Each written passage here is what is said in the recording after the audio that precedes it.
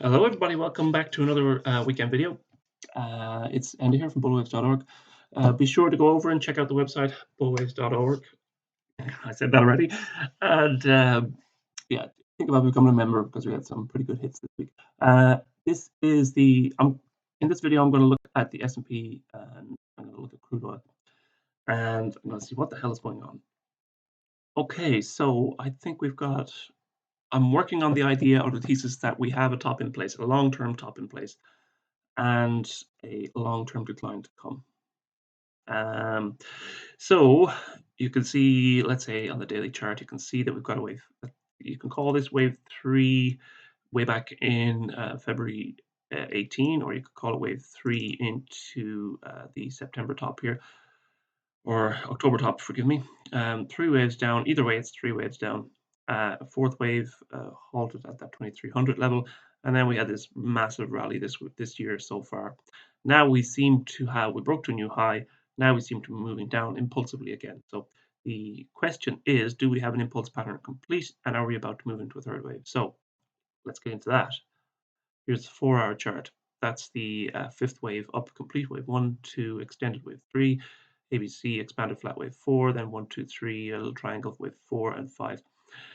And now off that high, let's get into the hourly chart. I think we've got a 1-2 pattern either done or on the way. Here's the hourly chart there. So last week we were looking for the top of wave 2 to kind of begin to move lower into either a wave 1 or a B. We've got that move lower. As I said in the weekend video earlier on, and the more in-depth analysis tonight, we haven't got an overlap of wave 4 and wave 1 here yet, so this still counts as a possible developing 5-wave pattern to the downside, although the alternate count is still quite valid and still very bearish. So either way, we're still on a bearish trend. We've got 5 waves down in a wave 1. We're working on or complete wave 2. We had a pretty serious decline into a possible third wave. We were looking for that top to come in and a spill down into a third wave this week, and we got that. We didn't get a new low, so we didn't get a new low below that 27.98 level. So for now, that 27.98 level becomes the kind of trigger level for a larger decline. So what we got to work out early next week is this just wave B, and are we about to rally in wave C, or is this wave 1, and will we put in a corrective lower high wave 2? Either way, we should get some sort of either lower high or let's say equal high, about 62% retracement there, about 28.91. Wave C would bring us up to a 28.91. Wave 2 would bring us maybe back up to about 28.60 or so. And at that point, we'd be pretty full-on bearish for a breakdown into a third wave. But for now, early next week, I want to see a 5 waves down complete or a triggering of this C wave count.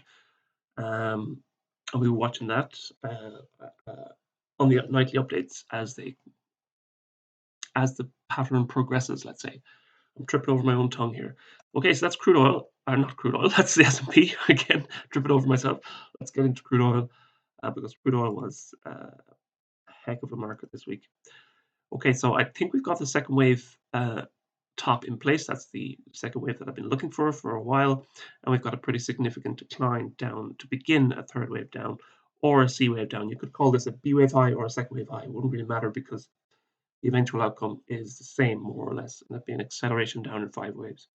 Okay, so pretty significant top in place. That's the thesis at this moment in time, and we seem to be kind of moving towards confirmation of that, if we haven't already got confirmation of that. Okay, as I said in the longer video this evening on the website, you can wait forever for 5 waves, depending on what degree you're looking for. So at the moment we were looking at our last week's video, if you remember, we were looking at 5 waves down, 3 waves up completed, and then this week we just spilled off a cliff edge. And we're down into this evening's lows, or Thursday evening's lows, 57.45. So 57, about 650 points decline this week. I'm kind of in two minds about whether this is either wave 3 or this is only wave 1 of the larger wave 3. So we've got wave 1 and 2 complete there in green, and we're moving down into a third wave in green. The question is this wave 1 of 3 or is this wave 3 of 3? We should know by the size of the correction that happens over the next few days, probably 3 or 4 trading sessions. I think if this wave 1 level, if this resistance at $60 holds, it'll probably favor the fourth wave scenario. So this would be like wave 1, 2, 3, and wave 4 scenario.